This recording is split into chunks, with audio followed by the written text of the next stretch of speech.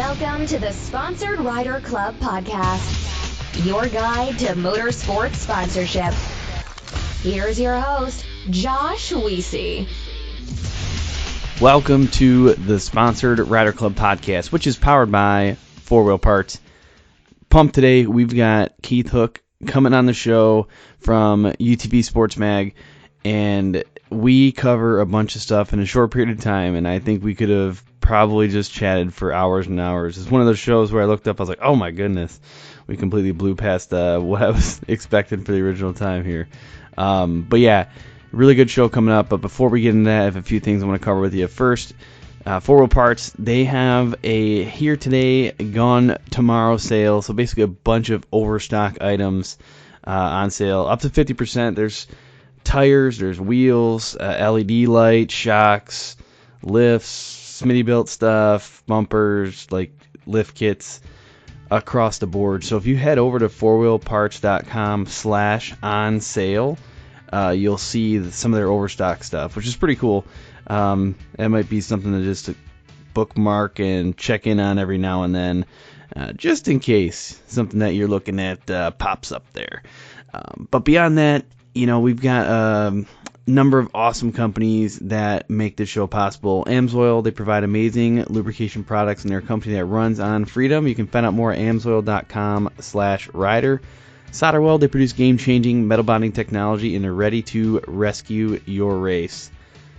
TopThePodium.com, they're experts in motorsports sponsorship and website creation. Bold Racing, they're a family desert UTV race team, and Jimmy Moore recently had a medical issue. He posted up on Facebook. I'll let you go check it out, but grateful to see him recovering from that. That was kind of unexpected, but you know, glad to see Jimmy pulling through. And then Crash Act Industries, they provide human protection and extreme racing products. I also want to shout out some of our other partners: MBRP, HMK USA, Studboy Traction, and High Octane Coffee.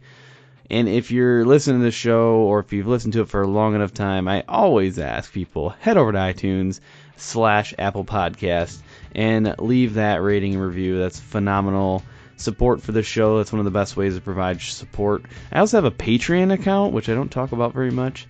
So if you did want to provide financial support for the show, you can look us up on Patreon. Like I said, I don't really talk about it too much. I don't promote it very much, but it's there. If you're interested, or if you need to find out more about that, you can reach out to me, Josh, at SponsoredRiderClubPodcast.com, and I can tell you about it. But yeah, I've got next here a little segment from Joe Sylvester. He gives a little tidbit of sponsorship advice. We call it the High Octane Coffee Marketing Tune-Up. Right after that, we'll get into the show with Keith Hook of UTV Sports Mag. Hey, what's up, everybody? Joe Sylvester here with your High Octane Coffee Marketing Tune-Up. Today I want to mention sponsor testimonials and how you should definitely always utilize them in your proposals and your sponsorship overviews.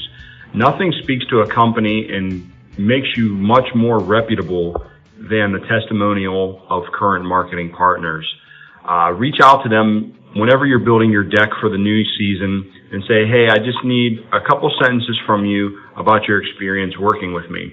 Put a picture of you and your sponsorship rep in your proposals, as well as the quote and their name and the company that they're from. I've always been told about my proposals that is one of the best parts of it, and it definitely speaks volumes to companies that they know that there are other companies out there putting their name on the line for your program, and that they believe in you as a representative of their company.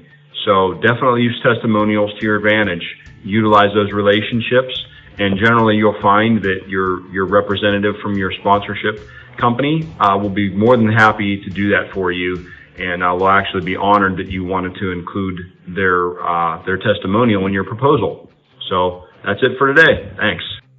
Today's show features Keith Hook. He's the owner, publisher of UTV Sports Magazine. And honestly, before I even let you hop in, Keith, and fill in the gaps for an intro, I just got to say that this was the craziest connection, I think, ever.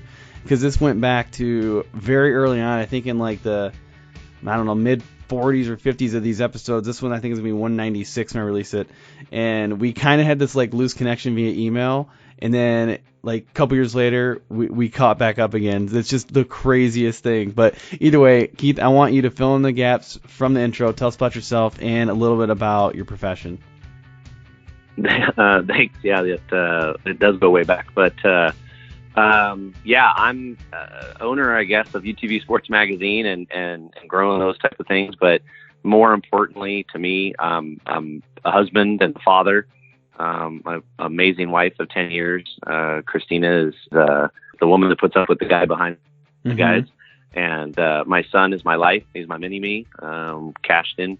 He's 7 now. And I'm originally from Southern California. I've always been interested in travel, so I moved around a bunch, trying to really figure out exactly where I wanted to end up and what I wanted to do for a living. And I knew it was going to be in marketing, and somehow I dabbled with a bunch of different things, but we traveled to 5 different states and lived there for various amounts of time. And we ended up here in Lake Havasu City, Arizona, and beautiful background to what we do, which is, work in the desert and work on the lake. So we got the best of both worlds here. So I love it here.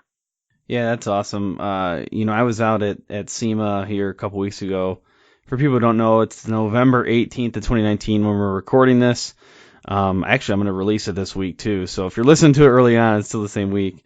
And I live in Michigan, Southwest Michigan, and we had some early snowfalls this year. Not like snowmobile riding snowfalls, more like just kind of makes a mess of everything snowfalls and gets cold.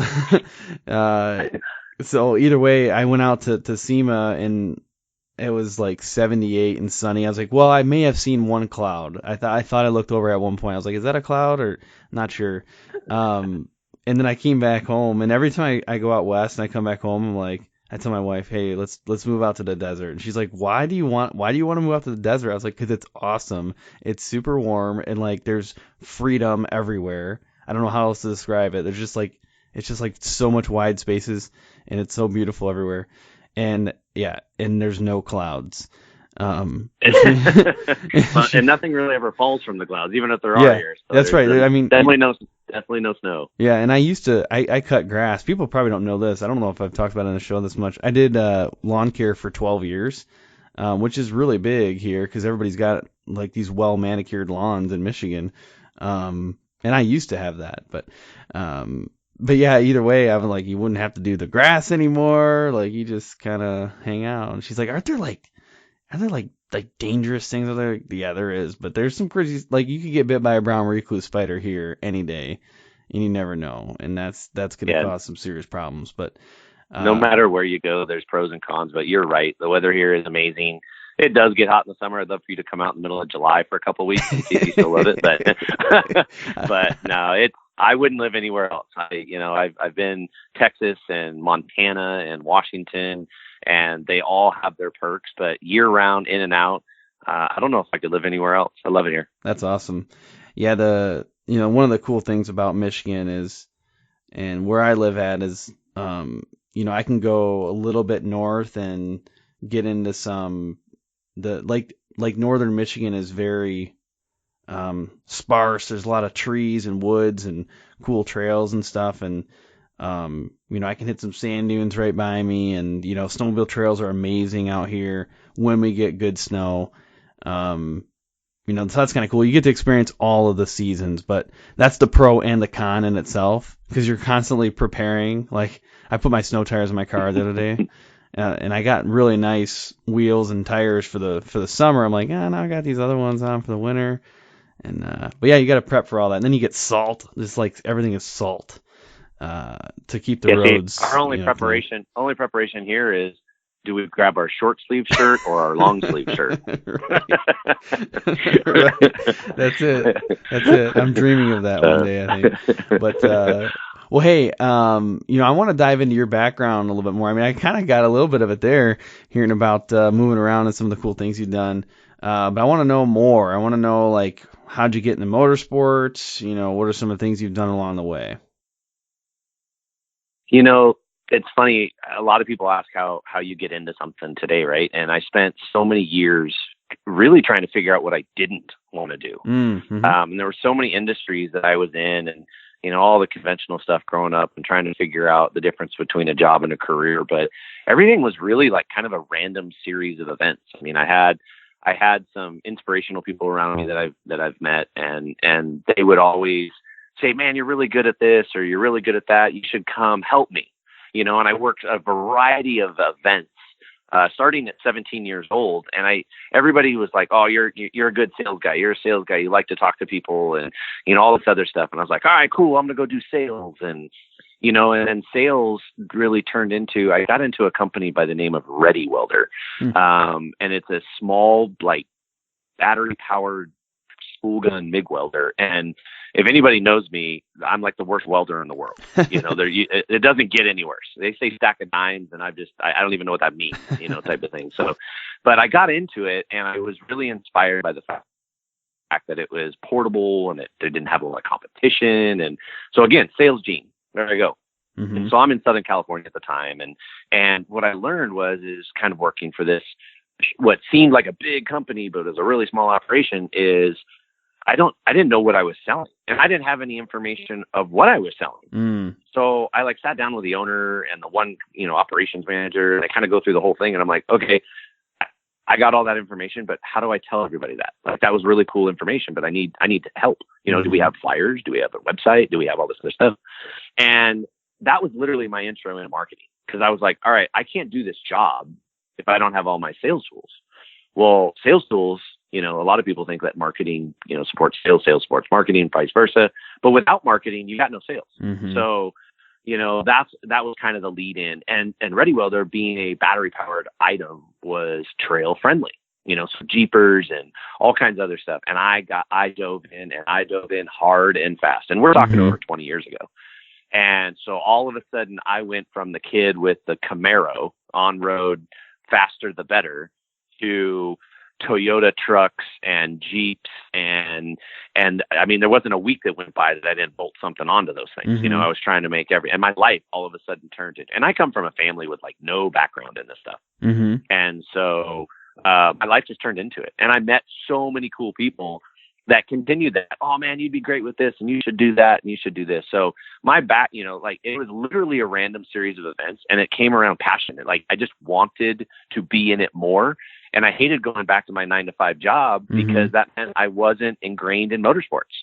So I found a job that I could be involved with motorsports Monday through Friday, 9-to-5, and play on it in the weekend. So one of the most inspirational people that really got me into that full time was a gentleman by the name of Jeff Knoll. Okay. And for those that don't know Jeff, he is the co-founder of Hammer King Productions, King of the Hammers. Mm-hmm. Everybody knows Dave Cole because he's still the leader of the pack over there. But Jeff, the first, 3 or 4, maybe 5 years of it or so, maybe a little bit longer, I can't remember, but he was Dave's partner. And Jeff was such an inspirational person, because he did the same thing. He went from a profession that he just couldn't stand, and he had his hobby, which was off-roading. And they started King of the Hammers, and he always came back at me and he's like, dude, if I can do it, you can do it. And he's like, I'm just a good old boy, and I'm just learning as I go. And, I'm no professional. I'm not some high-end college degree marketing professional. And so for years, and it took probably 2 years, he is the one that literally said, hey, go full time, get rid of the Monday through Friday, get into marketing, get into motorsports. And I've never looked back since. And that was probably back in, that's now 15 years ago. So, got to give a lot of kudos to him, but, and I still stay in contact with him today and stuff like that. But yeah, that's, where I got today is truly, truly passion and a random series of events, and being willing to talk to people and putting them, getting into the magazine game, the media game. It's another one of those things. Just happened to fall in place with a couple of right conversations. People started sharing me. I was no publisher. I didn't know anything about the magazine game. Mm-hmm. I knew that, that content was important, and I knew that marketing was important, and I knew that social media was important. And I was like, hey, I'm a digital marketer, by design of what I've been doing, I can do this. And, here we are today, learning all the ropes and the ins and outs. And that it was an adventure. It was a roller coaster ride. But in the end of it, it still brought that I'm doing this because I love doing this. if you make me clock in somewhere or put a suit and tie on, I'm out. Yeah. I'm out. I want to be dirty every day. I want to get out and get dusty, get out on the trails, get out on the water, do whatever it is I need to do. It's my life. It's totally turned into my life. So one thing that people ask me when I talk about, part of what you just told your story about is getting into motorsports and, turning kind of your passion into what you also makes your living. Have you ever run into this where you look at when you're going to have fun, you're like, am I having fun or am I working? I'm not too sure anymore. Have you run into that? Every week. Yeah. Work is work. There's no way around it. But the thing is that at the end of the day, if you want to go back tomorrow and you want to see what happens tomorrow, it's not a bad day. If this was easy, anybody could do it. And just with you have a lot of different, same thing. This could be looked at as easy, but it's not. It's a lot of work.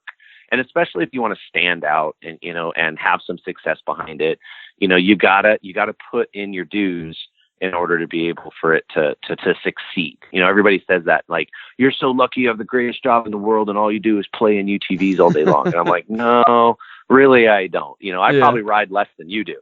But the difference is that I always have the availability and I don't have to ever venture away from that. If I wanted to go today, which is a really good example, by the way, today and go out and go ride, I could go ride and I could be doing work while doing it. Today was a great example. We have some weather coming in tomorrow. Yes, it's going to actually rain in Arizona, but we have some weather coming in. So we had to revise our week. We went out and rode today and I probably rode for 70 or 80 miles for a client project. And we were having a blast. There was 6 or 7 of us out there today on the project. And we're all looking around going, man, it's a heck of a lot better than being in a cubicle today. But right. It was work. We were sweating. We were running. We were up against the clock. We were, yelling at each other to make sure certain things get done. And there's a lot of logistics that go into it. But at the end of the day, we all gave each other high fives, thank yous, and said, man, I wish I could do this every day. Mm-hmm. Yeah, that's what matters. People have said things like, especially if they're telling me about an example of why they didn't choose to follow some career that was also their hobby, and they're like, I'm really worried that's going to ruin my hobby, meaning there's no getting away from work. And I think the trade-off is you probably get those moments spread throughout your day, where you got to remember, oh, okay, this is it. This is what I'm supposed to be doing. You're like, oh, work. Oh, yeah, hey, this is my hobby. Oh, work. And that's kind of the way I picture it, I guess. And I think it's a burnout factor, to be honest. I think if you're forcing yourself to do things within the industry that you don't want to do or you don't feel like you should do it, that I think is the burnout factor where people say that, that hobby and passion and career, kind of all of a sudden start to become very convoluted and painful. I also think your surroundings. I think that, if you have a great team and if you have partners, all my employees are my friends, not by design. It's not like they were my friends and I hired them, but we go out and we have fun and we make sure that, we support each other. I do everything from write paychecks to take out the trash, so I think the burnout factor, which we've all had it, but I think that's where it starts to hurt, and I hope I never get burned out, but, being in the media game, we get to do so many different things. And I think that's kind of cheating the system too. I'm not a machinist or a welder, could never make it as a welder, but if I was that, the same thing day in, day out. And if you were a welder as a hobbyist and you loved building a variety of things, but now you make the same thing every day, so that would be burnout. So I think we're super lucky to be working with so many different brands in multiple industries. I've never had a taste of the burnout. I've had a taste of the hard work and that I'm done for the week and thank God it's Friday. But I've never had a taste of the burnout, and there's so many, all the things I just mentioned, I think attribute to that. Yeah, no, that makes really good sense. And it, we talked a little bit about this in the pre-interview. I just did a show. I think it was a pre-interview. Who knows? It was so long ago now. I talked about the last show I just did was called Burnout. I think I called it Battling Burnout, episode 194. Because quite honestly, the past few months here have been really, really challenging for me to get through. Nothing's wrong. Like it's all good problems, but just exhausting. And I was like, I'm just gonna do a show talking about that and trying to give people some tips to get through it, because it does happen, especially with the social media age out there too. It's hard to turn off, because if you turn off for a little bit, then your algorithms get thrown off, and you're like, I think I took like a week off of Instagram. Yeah, well, that was the end of my Instagram. Oh yeah. Yeah. It's battle to get back. It's a battle to get back. It takes a bit to get back, but well, yeah. Well, what are you up to right now? I mean, what are the things that you're really fired up about? Oh man, right now, I'm 2020 is going to be a big year, I think, for me in a bunch of different ways. And right now, honestly, what I'm super fired up about is we're finally, we've been talking for years about getting into the video content game. Mm-hmm. And there's so many uphill battles and additional costs and equipment and time. And, I mean, it's a whole new level. I mean, you can be a photographer, you can be a writer, and you can do everything, and you can do it fairly cost effectively and very, time efficiently. But man, when you get to video, and especially if you want to be on the, the premium level of that video content, it's a lot of work. So, so I've spent literally the last 7 or 8 months, really focusing on what we're going to do, heading into 2020 on our video game. And we've thankfully already been able to execute a couple pieces, which is really cool. So, one of the things is a pretty big deal in my world, at least, and is that we are now creating content for Amazon Prime Video. So, I don't know if a lot of people know it, but they do have the availability for user content to be uploaded, but they have a lot of requirements and a lot of expectations. So I had spent quite a bit of time with an executive producer for them on one of their networks and kind of learning the ins and outs. So, and to be better, I guess, than yourself or, your competition, or better than, the average YouTube video or the average Instagram video or whatever, is there's a lot of production value that goes into that. And just like the magazine game, I had to make sure I spent some time investigating that. And man, it's so cool. You want to talk about burnout? Burnout is easy in the video game because there's so much cost and so much time and everything. Mm-hmm. And then all of a sudden that video drops and you're like a kid in a candy store. You're like, oh my God, our team did that, and then when you get feedback that is good, it's even better. And then it gets you all fired up to do the next one. And, so definitely video game. I never want to give up on the editorial side from the magazine, but man, I mean, we all know video is where it's at right now. So, so I guess that's where I'm fired up. A lot of cool things in the mix, but I would say most of my time and energy is going into the video side of the business now.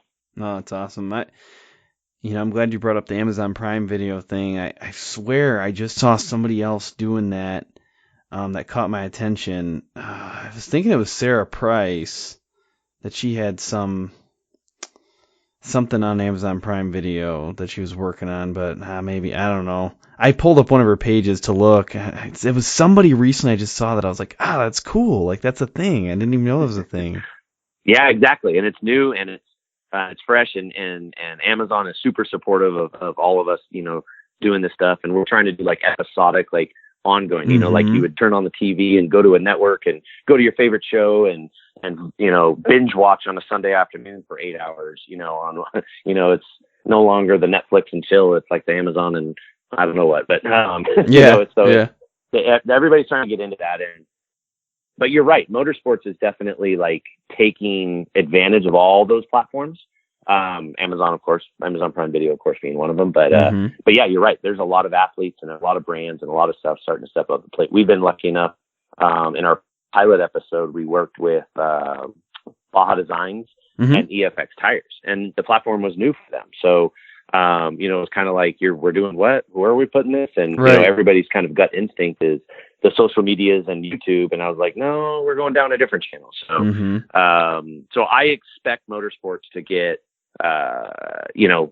a new level of video game. I'm seeing a lot of it. So I would imagine, especially Sarah Weiss, who's incredibly marketable. She's a great personality. She's awesome. I had a couple chances to chat with her about some stuff, and I think she's been in the magazine as well. But, so people like that, are perfect subjects for us to work with and say, hey man, let's do something cool and make some episodic content and put it up on Amazon Prime Video. And, you kind of say Amazon these days, it's like a household name. So, everybody gets pretty fired up about it. Yeah, definitely. Well, there's a lot that goes into, your publication. So tell us a little bit about that. Who are some of your sponsors or partners or things that kind of make it all come together? Yeah. So, kind of to dive into UTV Sports Magazine as its model, we're a digital magazine. The number one thing I have to remind people all the time, and we're 100% free. I think we're the last no, that's not true. I can't say that, but we are one of few, all digital, all free, media outlets in the magazine platform, I guess you could call it. And, we got a flip book, it flips pages. It's laid out like a magazine. It's just not a coffee table piece. It's a smartphone piece. So we have to build content. We do 12 issues a year.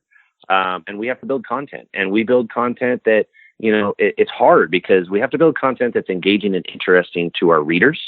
But we also have to make it very valuable to our advertisers and partners.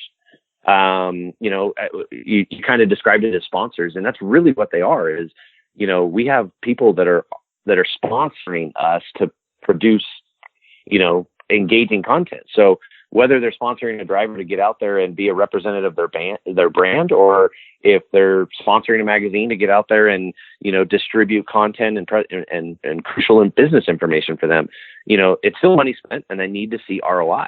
So the magazine format is, that we're trying to work with as many, partners as possible that are growing this sport. I mean, look at the UTV industry today versus even 3 years ago. I mean, it's amazing, the growth. And there's no way that would have happened without the brands that are involved in this sport. There's so many, whether they came from automotive or whether they came from conventional motorsports or whether they started in power sports. There's just massive amounts of brands, and it's a young, I tell people all the time, it's like the adolescent, era of automotive industry or motorsports industry because it's so young.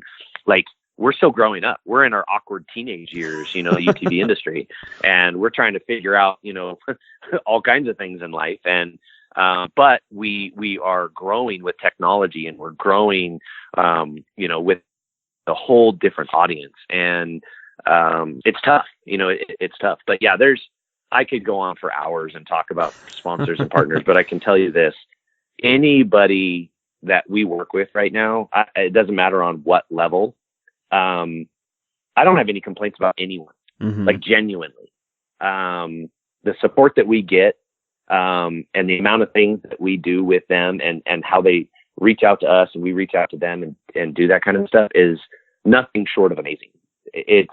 I've never been in an industry that it truly feels like a family. So, I'd love to invite everybody, that's listening to go check out utvsportsmag.com and get an idea of all those brands, who they are. But I genuinely, there's probably 60 or 70 plus that we work with. Wow. And yeah, it's just overwhelming for every single one of them to say that we work with them. I mean, it's priceless. I mean, that is a ton. I mean, do you have people on your team that just manage all of that? I mean, that's a huge thing. Yeah, I legitimately got stressed we're right all now. In. Yeah, no, you do. I mean, I'm shaving years off my life as I speak, but no, it is a lot of work. It's and we have a team that is, there's 5 of us in the office. Okay. And it sounds like a lot. And if you would have told me 3 years ago that I'd have 5 employees right now, I would have laughed at you. But yeah. It's like, we're all in. All of us are all in, and I I have copywriters that are contacting advertisers to say, hey, I'm writing some new stuff for the February issue. What you got going on? And the advertiser will be like, you're calling me? Mm-hmm. Are you asking for money? No. I just want to know what's going on so we can create some content. And, Mm-hmm. so it's a very big team effort. We have a couple tools that we use, of course, in order to help manage that. But honestly, it's relationships. It's being able to throw a text at 10 o'clock at night that says, hey, give me a call first thing in the morning. I've got a cool idea for an article, or, right. Things like that. So it's super stressful, and I try to balance everybody as best as I can. But man, we got new partners. It feels like every month, these days. And so we just have to keep on ticking away, and hopefully the team grows. And we keep on and producing cool stuff. That's awesome. One of the things you just said there made me think of what happens to me sometimes when I reach out to new guests. So for people who have listened to the show for a little while, they know I do combinations of riders, racers, content creators, and then just my own little episodes. And when I reach out to people who are sponsors, which I love getting the business side. That's part of the people I target. A lot of times they just look at the name of my show, which I usually put in like the either the first couple lines of the text or the email, and they're like, what kind of sponsors packages are you offering? Like, what are you trying to get here? Like, why are you talking to me? Like, no, I want you to come on the show. Like, it's funny. There's this one company, I won't name it, but I messaged them recently, and I did just use their product. I thought it was pretty cool, and I did some research. I was like, oh, they're involved. Like, they sponsor people in motorsports. This would be a good conversation. And I reached out to them, and they were like, yeah, I can look at your sponsor packages. I was like, I can send them your way, but no, that wasn't what I was talking about. I would like to have you come on the show. Like, are you interested? Like, oh wow, I guess I can pitch something. Yeah, I wasn't planning on that, but gotta pull out the sales card at that point. Yeah. Which that just reminded me of something else. I've talked about it on the show, I think at least once before now, but there's this new Instagram profile out there called Are You Sponsored? It's like lowercase r, lowercase u, and then sponsored, all one word. And it's a spoof account. And they post some pretty funny things. They must actually, I'm assuming they're getting their content from they operate some business, so they're getting people reaching out all the time. But all the things that I talk about on here, they show examples of it. Like, one person put up this, I just saw it today. It was in a direct message, looked like maybe Instagram, and it said sponsorship ? And the person put up some GIF, and it was like a shocked face or something crazy, and then they put, I literally put more work into finding this GIF than you put into the sponsorship proposal. And then they screenshotted it, or however they get their content, I don't know, but it was pretty hilarious. And that's why we do this show. Yeah. And that's so funny. I hear that so often when you say that, it's both of those pieces, that you reach out to someone, you're like, hey, I want to help you. And they're like, all right, what do you want? Exactly. And then, and then on the other side is, I think I get people that like accidentally think we're like a brand, a manufacturer or something. I don't know what they're thinking, but they'll ask me like, do you want to sponsor me? And I'm like, I'm a media guy. I don't sponsor people. And they're like, well, I can bring a lot of value to your brand. And I'm like, okay, what can you do? And they're like, well, what do you need? Yeah. I was like, wait a minute, am I pitching you or are you pitching me? I can't quite tell. So I get that with this show too, because people reach out to me and they're like, I guess I kind of lure them in a little bit. It's not on purpose. I'm trying to get people to listen to the show. Like, that's my pitch to everybody. I want you to listen to my show. And but yeah, people reach out like, hey, it'd be great if you could just throw me some dollars. Like, what? No, that's not how this works. It's free. Like, my thing's free. They're like, oh, yeah, I know that. But I was curious, like, would you want to sponsor me? I'm like, oh, I don't. Yeah, that's definitely not my model here. But yeah, you should listen to my show. That's why I turn it, like, you definitely should listen to my show. The fact you asked me this question the way you did it, you definitely should be listening. Yeah, then you become an educator at that point. Exactly. That's my plan. Yeah. And actually, speaking of my plan, this is the perfect time to transition into a quick break here to thank the sponsors for this podcast, and then we're going to come back in and hit the sponsored tactics and strategies hardcore. Hey guys, George Hamill here to talk about SolderWeld's new off-road repair kit. If you're a racer of any type or an off-road enthusiast like myself, you're going to want to take a close look at this product that bonds metal on the spot. SolderWeld has combined some of their most elite products into one small kit that fits perfectly under your seat or strapped to a roll cage and allows you to make some insane fixes anywhere you go. How many of us have been in a race or out on the trail and got a rock chip in a radiator or brake line? We have seen a top-tier desert race team at the 2019 Min 400 taken out by a simple rock to the radiator. If they had an off-road repair kit on board, they could have been back up and running in just minutes. The kit includes everything you need to work on dirty aluminum, stainless steel, copper, and many other metals. SolderWeld's cutting-edge technology allows you to make these fixes with extremely low heat and incredibly high tensile strength, leaving you a lasting fix every time. Don't be that guy broke down on the side of the trail. Get your off-road repair kit today, and your friends will thank you. 2 questions I get continuously about this show and about sponsorship is, do I need my own website and do I need a resume? The answer is, in my opinion, yes to both, and that's why we partner with TopThePodium.com. Now, if you want to see an example of what a professional website and what a professional resume looks like, you gotta check out TopThePodium.com. They did my website. The Sponsored Rider Club podcast website is sponsoredriderclubpodcast.com. That was created by Jeff Vanistall of TopThePodium.com. I think it's awesome. I get a lot of good feedback about it. And there's a number of other websites out there that Jeff has produced that are just phenomenal. So I think it's important in this world of social media where you have control of your content. That's what a website does. It gives you full control. We don't know what Facebook's going to do sometimes. We don't know what Instagram's going to do. We don't know what Twitter's going to do. So if we don't have that central location to direct people and house our content, there is some risk that we incur. So I strongly recommend getting a website, talking to TopThePodium.com. And then the resume, again, is massive. And if you want to stand out, get it done professionally. And honestly, it is one of the best ways to step up your game and present yourself in the best way possible.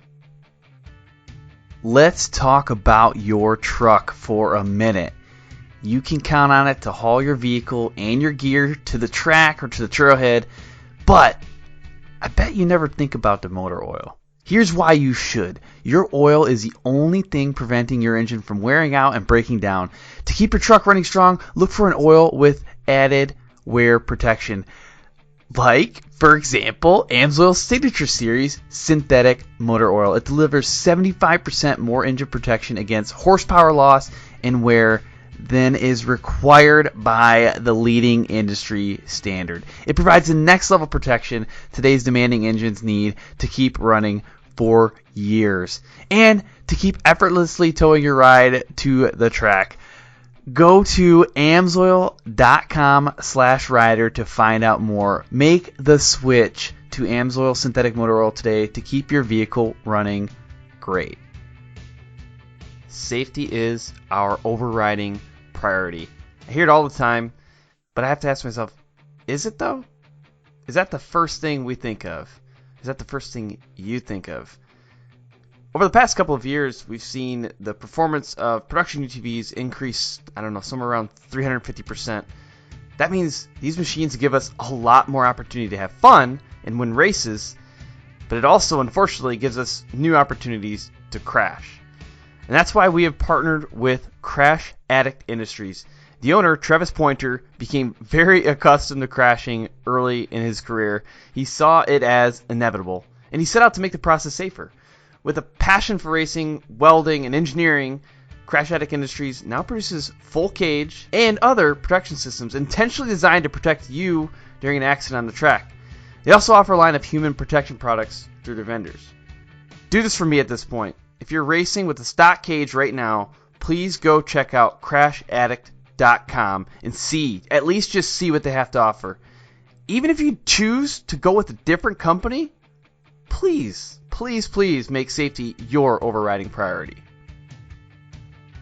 When I stop to think about all the things that make motorsports awesome, I think of camaraderie, I think of speed, I think of friendship, and I also think of family. And it's hard to go through all of those elements without thinking of Bold Racing. Now, Bold Racing and Jimmy Moore, the owner, has been a long-time supporter of this show and Impact Fuel overall.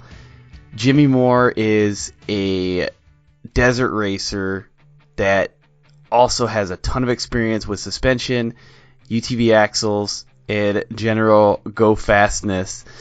I would love for you to head over to their Facebook page, Bold Racing, or their Instagram page, bold.racing, and just show them some love. Let them know that you support their race program and you want to see them continue to promote the amazing elements of motorsports. All right, well, welcome back, everybody. We are now in the main event. That's where we get into all the nitty-gritty details. We started getting into the nitty-gritty details a little bit in the previous section, but I cut that off. I was like, we're done. And we're going to go to break and then come back. So that's it. We're back, though. And I got a bunch of stuff that I can ask you, and honestly, time's flying, so we're already running short on time. I knew that was going to happen because you and I had talked a couple times before this. I knew I was going to lose track of time on this one, but but I do want to hit a little bit deeper on content creation. You know, that's one of the reasons why you're on the show here today, is because of the content that you do and, you know, the way you look at it. You know, we talk about sponsorship, we talk about content creation, and we gotta understand all these things if we're going to be good at this stuff. A lot of the riders and racers out there, they don't realize that they're content creators as well. That's a big portion of what we do nowadays. So I want to kind of start off from you, Keith, from your perspective. You know, what do you feel like are the critical elements to creating engaging content? Well, it's funny. We were talking about, you know, people hitting you up on social media, you know, for sponsorship stuff. And, you know, it's a great lead in because social media is just, it's just an animal these days. I mean, it's literally, it's such a big piece of what everybody considers, you know, let's even call it sponsorships and, you know, engagements and impressions. We've got terms these days that, you know, 20 years ago when you put a sponsorship proposal, we barely even mentioned those words. You know, how many followers do you have? I don't know. There's nobody behind me, you know, but like, you know, it was, social media has become such that. So, you know, I try to get everybody to understand that creating content, like there's multiple levels of creating content, right? Creating content could be as simple as you starting up a Facebook page and putting your picture on there, or starting up an Instagram and, you know, videoing that, you know, that you're eating dinner. I mean, it could be nothing. I mean, it could be absolutely nothing. And there's tons of people out there that are really good at that. Yeah.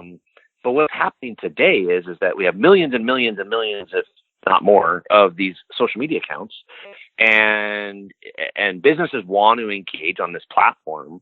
So they're kind of relying on these people that have built this following and built this whatever in order to be able to say, well, what kind of content are you producing that we can support you? And when you go build that content, that we're a part of that. And then that all your followers and all your audiences and everything like that. And it's great. I love that idea. I'm a firm believer that it can work. But the biggest thing for me, and I literally beat this term to death, is if your content doesn't evoke some kind of emotion, you're going to get lost in all of that other content. If you don't make me laugh, cry, anger me, you know, all this other kind of stuff, if you don't get something in me to make me like, hey, do you remember this? Did you see that? This was cool. That was mean. You know, all these other things, to me, that's not engaging content. You know, I can flip through my screen and hit and double tap their Instagram for 2 hours and engage with it, but that doesn't mean I remember what I saw.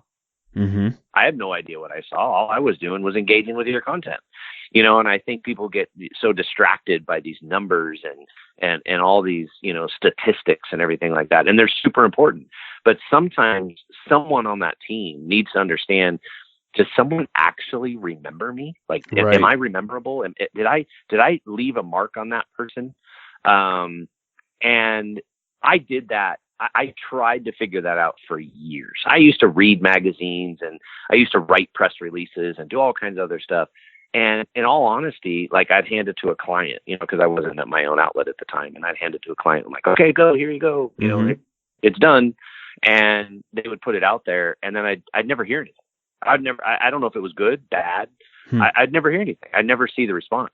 When I got into being a media outlet, like, all of a sudden now I was getting responses like, oh, that was a really great story. Or, yeah, you really made me laugh on that. Or, all these other kind of things. And I was like, wow, okay, all right, we're leaving marks. Like, we need to do more of that. But then you get repetitive, or you have the same philosophy in everything you do. Then you get bored.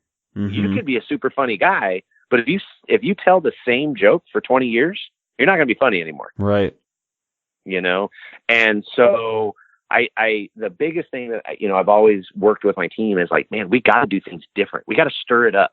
We got to take some risks, and not in the shock factor way, but just try new ways and try new layouts and try new aspects of photography and get into video and all this other stuff. So I think, engaging content is kind of losing, at least in power sports, is kind of losing that conventional definition, because engagement is a like, engagement is a comment. Right. But, I have a bot that wants to, sell me pills every time I make a post, but that's not engaging content, like that. It's an engagement. Some advertisers would be like, oh, you got 2 likes. And I'm like, yeah, but they were both spam, so why does it matter? So, but I want someone to, I love it when someone walks up to one of my team members or myself and says, hey, I read that last issue and I thought that was a really great picture, or that was a really cool story, or I'm so glad you support, these people. And all of a sudden what we're doing is we're placing those partners and those advertisers into that content. And then people all of a sudden turn that from, that was a really great article, to, things like, that EFX car, or that, Monster Energy event, or all these other things. They say, that was really cool that you covered that. I want to go next year. You give such great coverage to that I want to see it for myself. And that means we did something right. That's when I will say, all right, now we have to turn that into feedback back to our partners and go, I don't know if I helped you sell anything, but we're building a loyalty to your brand, because that content was cool enough for that person to share with another human being, not just their following, but actually go home and tell their wife, like, all right, honey, next year we're going to this event because I read this article and it looked amazing. That's what it's about, So critical elements are definitely the story. My big tagline right now, and it's kind of so simple, but it's true, is, UTV Sports Magazine, what's your story? Not ours, not our story. What's your story? I want to know your story, because I want to know if I want to share your story. Tell me your story. And I love the fact when people are, crazy successful, and if you want to get into like the conventionalism here, is get into, a motorsports team, or a driver, or, something that would be someone that you would want to sponsor, is I can run their hero card and put it in the book and be like, look how many things they've won. Look how many places they've been, how many different, races they've ran. But we've had more success telling people this is where they grew up. This is how many sisters they have. This is like, people want to get to know people. I want to know more about the person, not, I can go on Instagram and jump on someone's profile and learn everything that they've ever done in their life, because that's what they promote. But do you feel like you can level with that person? We recently did an article on a gentleman that was diagnosed with cancer 3 years ago, and literally the doctors told him, you have months to live. There's no turning back. Like, we're going to do the best we can, but your odds are not good. And the guy got into racing, Yeah. Like, I don't know what triggered in him. I literally asked the question and his answer was, I don't know. But, we asked, and it was like, what? And he's like, I don't know. As a kid, I always wanted to be a race car driver. And it was like, wow, okay, all right, I cool. How'd you do? And he goes, oh, I sucked horribly. He goes, I couldn't figure out which way was up. I was so intimidated. I was so scared. He goes, I would be shocked if I did 15 miles an hour on that track, and he goes, but I did it. And I got new life in me. Like I kind of forgot that I was dying. That's good. And yeah. And he's like, that I had something to live for. I had something to do. And I was like, wow. And I almost forgot while interviewing him, and it was a co-interview. So there was another guy, but he jumps in and he goes, hey, so can how's the cancer thing going? Yeah. And right. He's like, oh yeah, I battled it. I won. Yeah. Wow. And I was like, wow. So, and the emotion was there, and I found myself like leaning into this guy as I'm interviewing. Like, I need to know everything about you right now. Like, you're amazing to me right now. And, those are the type of things where it's like, I want to share that story, because he did end up getting a little bit better and he raced a little more often. And, it gets into the conventionalism there. And then you all of a sudden start dropping brands and, but I was like that. And I'm like, are you still racing because you still wanted to be a race car driver when you was a kid? He goes, racing saved my life. He doesn't credit the doctors, which I'm sure is, did it, but he put so much emotion into that. Racing saved his life. Right. And now of course, in the business world, that became marketable. Right. So, they're now the story's out there, and, we're going to support the guy that battled back. But a lot of the people that supported him did it because they felt like he deserved more. They didn't do it because he never won a thing, never even got close to a podium, but people wanted to support him because he overcame, death. He overcame some miserable odds at life, and, they wanted to be a part of that. So it was super cool to see where that emotion literally has turned me where I look at stories differently. So now we've got it into the youth of the sport and the women of the sport and the families of the sport. And we've gone far beyond that business side of just, here's my product and here's what it costs and here's what it can do for you. 3 easy payments of $19.95 and it's yours. No, I'm out. Like, I mean, instantly out. I want to help brands succeed by telling their stories and who they support and what they do and things like that. So, definitely longer than, a long drawn out story there, but I think it's, I think that's what engaging content is all about. Well, I got kind of 2 follow-up comments to make on that. One is that companies right now are just craving. They're just desperate to get a hold of these stories in some way, shape, or form. In many ways, it's in video format. Like, they want to share your story too. That's all we're doing here, folks. Like, that's what this whole game is about, is, whether you're getting the podiums or, you went on some massive adventure that no one else has done, or you overcame some horrible disease or something. Like, companies are looking for someone to tell their story that also aligns with whatever their values are, whatever story they're trying to tell. Like, I'm not kidding. The word desperate is probably pretty accurate, because they're struggling with the same things that you are, and they can't just generate these stories because they're not real then, right? They have to find people that these stories are real for, because otherwise people won't pay attention. So that's one element that I really wanted to hit on. And the next one is, when I was putting this show together, from the get-go, I figured that I needed to pull out people's stories that they had. That's the structure of my shows really hasn't changed since the get-go. I've brought on different guests, and I've, changed how I do my interviews and added different things, but the structure has always been the same, and it starts with tell me your background. Like, tell what I even have it. You've probably seen the outline here, and a lot of people know I do outlines. One of the things I say on everyone is tell us your story.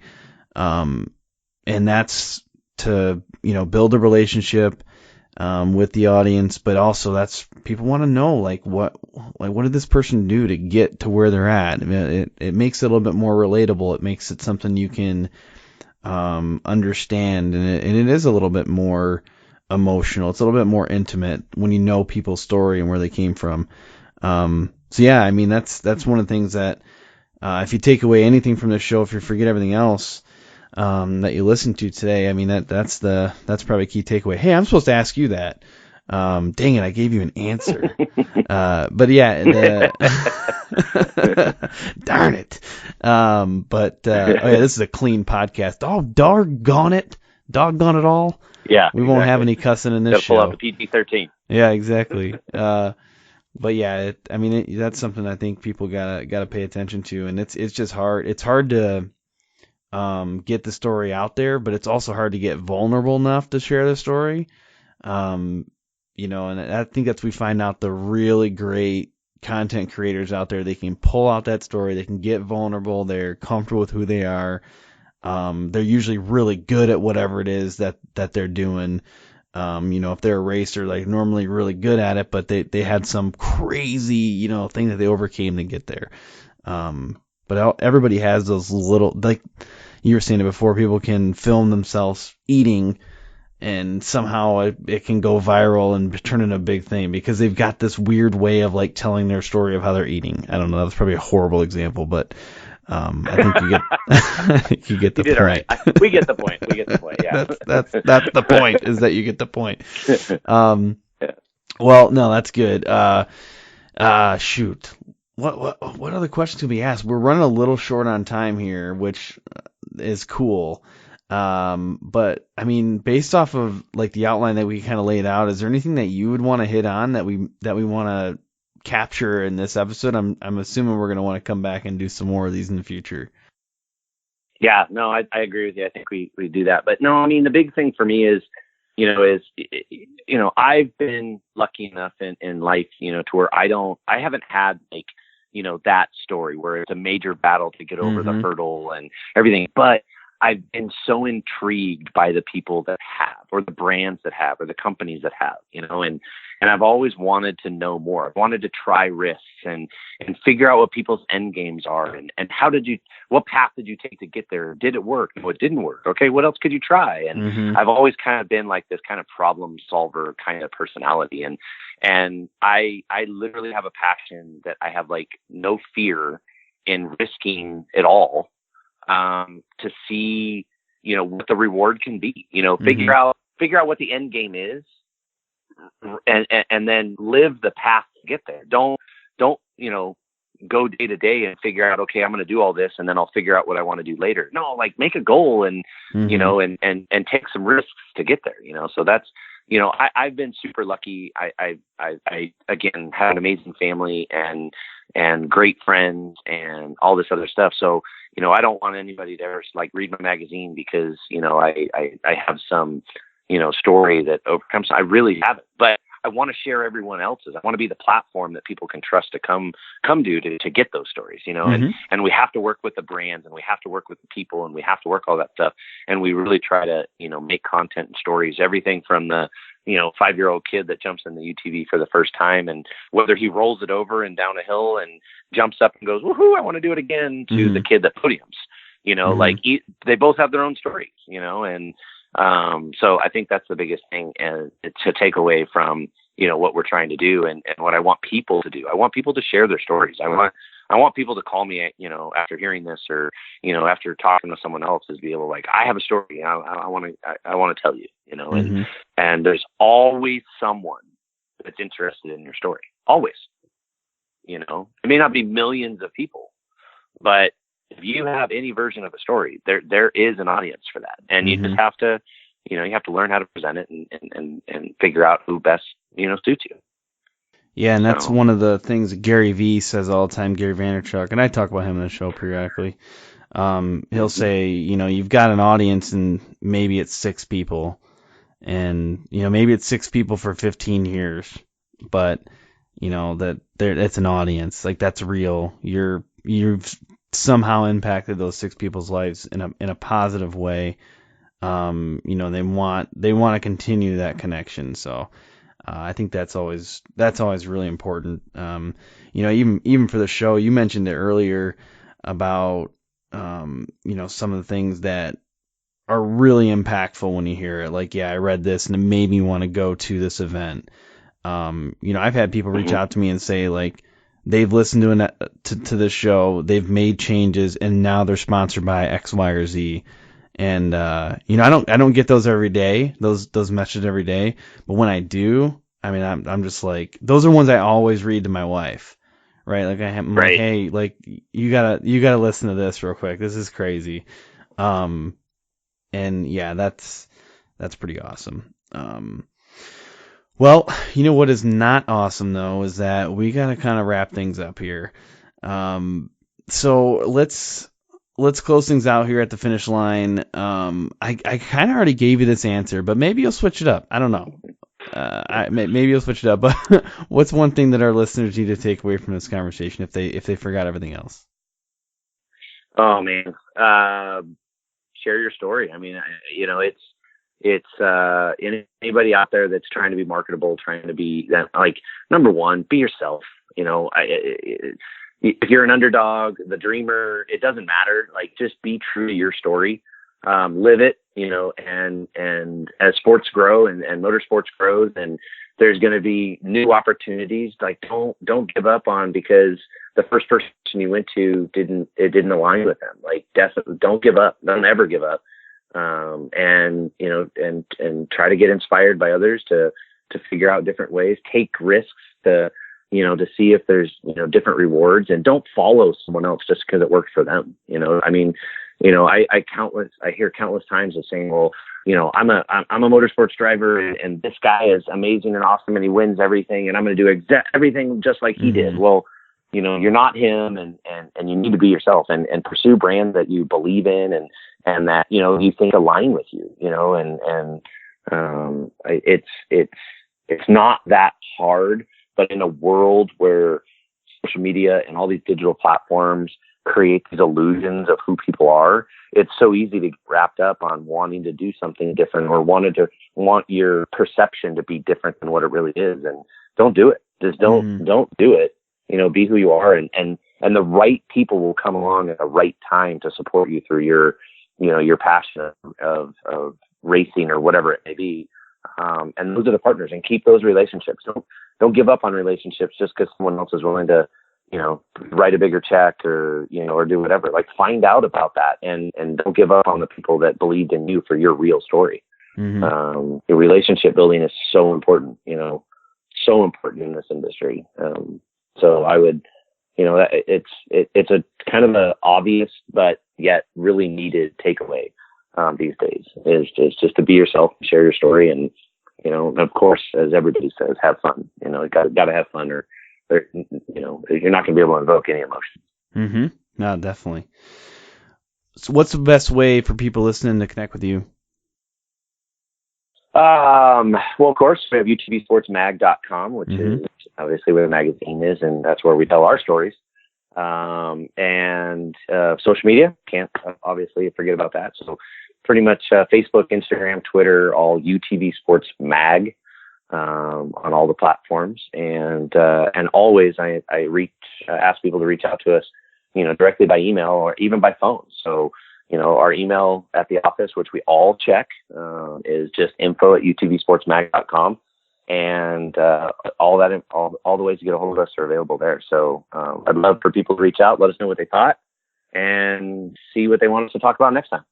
Awesome. And I will have that linked on my website too. So if people miss some of that, you can just head to my website, sponsoredriderclubpodcast.com, check out this episode. Go ahead and click that link, and then this is going to be episode 195. 195. So yeah, and then I'll have it linked on social media too if y'all are having trouble finding it for some reason. But something tells me you're not going to have trouble finding it. Something tells me that.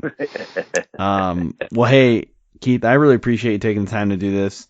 And for other conversations that we've been able to have prior to this, and I'm hopeful for future conversations too, so we can continue to learn and grow together. But at this point, I got to leave you with this. Have fun and ride safe. Thanks for having me.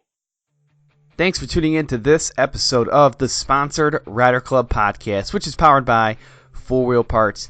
I want you to make sure that you are subscribed to this show, whether it's on iTunes or Google Play or Stitcher or wherever you listen to podcasts. Hit that subscribe button so you don't miss upcoming guests and upcoming episodes. And then follow us on social media. We're on all of the platforms. You can find out the most content, though, on our Facebook page. That's where we do our live videos. To get some insider access to upcoming guests, you can also check out the Sponsored Rider Club on Facebook. It is a support network where you can ask questions about best practices and get feedback from our audience. A special thanks goes out to our sponsors, 4Wheel Parts, AMSOIL, SolderWeld, Bold Racing, TopThePodium.com, and Crash Addict Industries. And I also want to shout out some of our other partners, MBRP, HMK USA, Sudboy Traction, and High Octane Coffee. I look forward to serving you again next week. Until then, have fun and ride safe.